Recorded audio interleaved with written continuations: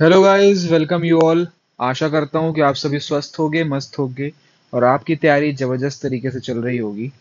Reasoning में dice का topic हमारा चल रहा था और आज का सेकंड लेक्चर है। तो चलिए अब हम शुरू करते हैं अपने टॉपिक को बिना किसी देरी के। पहला क्वेश्चन आप यहाँ पे देख रहे हो, हमको दो पोजीशंस दिए हुए हैं डाइस के और हमको इसके थर्ड पोजीशन कौन सा हो सकता है वो देखना है। पिछले लेक्चर में हमने ये पढ़ा हुआ था कि जो भी सरफेस है, राइट, तो कोई भी चीज दो जगह एक साथ शो नहीं हो सकती है, ठीक है ना। और कोई भी दो वैल्यू से एक साथ छुप भी नहीं सकती है। तो सबसे पहले हम यहाँ पे अपना इसका अपोजिट निकाल लेंगे, राइट। तो यहाँ पे देख रहे हैं कि कॉमन सरफेस क्या है, एक तो वन है, तो 1 3 5। फिर सेकेंड डाइस में देखेंगे 1 6 2, ठीक है ना। तो इसका अपोजिट क्या हो जाएगा, ये हो जाएगा 4, राइट। तो अब हम इसमें देख लेते हैं कि कोई भी दो लेटर्स जो हैं वो अपोजिट जो हैं वो एक साथ नहीं लिखने चाहिए। तो पहला ऑप्शन इसमें से क्या है कि 1 और 4 ये दोनों अपोजिट हैं, 1 और 4 अपोजिट हैं, यहाँ एक साथ दिख रहा है तो ये रॉन्ग हो गया। 2 3 5 एक साथ दिख रहे हैं यहाँ पे, 2 3 और 5, तो 2 और 5 अपोजिट है लेकिन वो एक साथ दिख रहे हैं तो ये भी कैंसिल हो गया। फिर बात आती है हमारी 3 4 और 2, ये तीनों जो हैं वो अपोजिट नहीं दिख रहे हैं, राइट। तो ये ऑप्शन हो सकता है। और 4 5 6 ये भी अपोजिट नहीं है, तो सी और डी में से कोई एक होगा। तो इसमें हमको पहले देखना पड़ेगा कि कौन सा राइट हमारा बन रहा है, ठीक है। तो पहला हम देख लेते हैं 1 3 5, ये ऑप्शन हो गया। फिर उसके बाद यहाँ पे देखते हैं, इसका कॉमन देख लेते हैं क्या आ रहा है। कॉमन आ रहा है आपका 3 3 4 2, राइट। तो इसमें अपोजिट आप देख रहे हो 3 4 2, सॉरी 3 4 2 इधर शुरू नहीं होगा, ये आपका शुरू होगा यहाँ से 3 5 1, और फिर ये शुरू होगा 3 4 2। तो ये 3 की जगह हो जाएगा 6। तो आप देख पा रहे हो कि यहाँ पे 3 का अपोजिट 6 है, ये तो करेक्ट है। 5 का अपोजिट 2 है, जबकि यहाँ 5 का अपोजिट 4 आ रहा है, तो ये रॉन्ग हो गया, सी रॉन्ग हो गया। ऑप्शन क्या हो जाएगा, डी आपका राइट हो जाएगा। चेक कर लेते हैं इसको। कॉमन हमारा क्या है यहाँ पे 3 5 6, तो यहाँ पे 5 हो जाएगा कॉमन, 5 1 3। क्लॉकवाइज रोटेट करेंगे, यहाँ पे क्लॉकवाइज रोटेट करेंगे तो 5 4 और 6। ये 5 की जगह हम यहाँ पे देखेंगे तो आ जाएगा आपका 2। अब देख रहे हो 5 का अपोजिट यहाँ पे 2 है, 1 का अपोजिट यहाँ पे 4 है और 3 का अपोजिट यहाँ पे 6 है। तो ये हो गया हमारा राइट आंसर, करेक्ट। चलिए आगे बढ़ते हैं। दूसरा कंडीशन, अलग कंडीशन बेस्ड एक क्वेश्चन है कि जहां पे कोई भी कॉमन सरफेस ना हो, no common surface is there. तो जब कोई भी कॉमन सरफेस नहीं दिया हुआ है तो यहाँ पे एक स्टेटमेंट दिया हुआ है क्वेश्चन में कि if 3 is opposite to 4 then what will be opposite to 1। अब यहाँ पे बोल रहा है कि 3 जो है वो 4 के अपोजिट है, तो हमको क्या कर लेना है, 3 और 4 अपोजिट जो है वो लिख लेना है। फिर उसके बाद पहले डाइस के लिए यहाँ पे एक ट्रिक आती है, ये आप लोग नोट कर लीजिए। ये ट्रिक क्या कह रही है कि क्लॉकवाइज हमको जाना है फर्स्ट डाइस में हम क्लॉकवाइज जाएंगे, और सेकेंड डाइस में हम एंटी क्लॉकवाइज जाएंगे। तो जिस तरीके से हम इसमें ट्रेवल करेंगे तो हमारा जो अपोजिट है वो निकल के आ जाएगा। तो पहले डाइस में हम क्लॉकवाइज जाएंगे तो 3 के बाद आ जाएगा आपको 1, फिर आ जाएगा 2। अब सेकेंड डाइस 4 से स्टार्ट करेंगे क्योंकि 4 यहाँ पे दिया हुआ है, अपोजिट है 3 के। और 4 से हम एंटी क्लॉकवाइज जाएंगे तो 4 के बाद 6 और 6 के बाद 5, 6 और फिर आ जाएगा यहाँ पे 5। तो ये आ गया आपका अपोजिट, 1 का हो जाएगा 6 और 2 का हो जाएगा 5। तो ये आपका आंसर। तो ये ट्रिक जो है आप इसको यहाँ पे याद रख के चलिए। कंडीशन ये रहेगी आपकी कि कोई भी कॉमन सरफेस नहीं दिया हुआ है, ठीक है। उसी तरीके से यहाँ पे ए का अपोजिट दिया हुआ है सी, तो इसको हम देख लेते हैं ए का अपोजिट क्या दिया हुआ है, सी दिया हुआ है।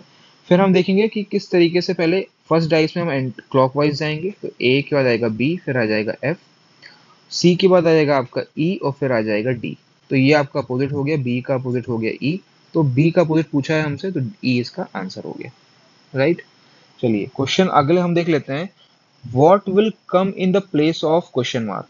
एक टाइप का क्वेश्चन है जिसमें आपको दिया रहेगा कि दो डाइस की पोजीशन दी गई है, वो आपको दिख रहा है। अब थर्ड डाइस में जो क्वेश्चन मार्क है वो हमको निकालना है, ठीक है। तो इसमें भी क्या है, सबसे पहले हमको अपोजिट इसमें फाइंड कर लेना है। तो अपोजिट फाइंड करने के लिए कॉमन सरफेस चूज कर लो, 3 3 कॉमन सरफेस।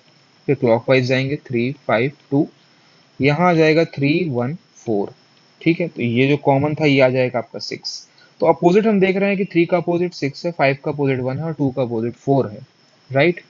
तो इससे हम देख पा रहे हैं कि जैसे मान लीजिए ये आप यहाँ पे ऑब्जर्व करिए 6 है, तो 6 का अपोजिट क्या हो जाएगा, 6 का अपोजिट 3, तो यहाँ पे 3 तो आएगा नहीं क्वेश्चन मार्क में, तो ये चला खत्म हो गया ऑप्शन, ठीक है।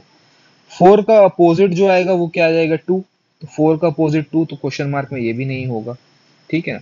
तो क्वेश्चन मार्क में क्या हो सकता है, या तो 5 हो सकता है या तो 1 हो सकता है। ऑप्शंस देखिए कि 3, 6, 2, 1, तो ऑप्शन क्या होगा, डी। तो क्वेश्चन मार्क जो है वो हो जाएगा हमारा 1, राइट। तो इस तरीके से ऑप्शन एलिमिनेशन से भी हमको क्वेश्चंस को सॉल्व करना पड़ता है, ठीक है। चलिए अब हम आगे बढ़ते हैं अलग टाइप के क्वेश्चंस में। तो समरी देख लेते हैं सबसे पहले हमने कि जब अभी हमने ये वाला टॉपिक कंप्लीट कर लिया है, कौन सा, जब दो पोजीशंस दी हैं डाइस की और एक सरफेस कॉमन है, तो एक तो अपोजिट निकालना सीख लिया हमने, ठीक है ना। एक थर्ड पोजीशन ऑफ डाइस निकालना सीख लिया, या तो हम एलिमिनेशन से निकाल देंगे या ऑप्शन कंपैरिजन करके निकाल लेंगे, ठीक है। फिर स्पेशल कंडीशन में हमने पढ़ लिया है कि कोई भी कॉमन सरफेस, मतलब कोई भी कॉमन सरफेस नहीं है, तो कंडीशनल वैल्यूज लगा के हमको और उसमें ऑप्शन से हमको चेक करना है, ठीक है ना। क्वेश्चन मार्क वाला भी हमने देख लिया है। तो अब हम चलते हैं अपने नेक्स्ट टाइप में।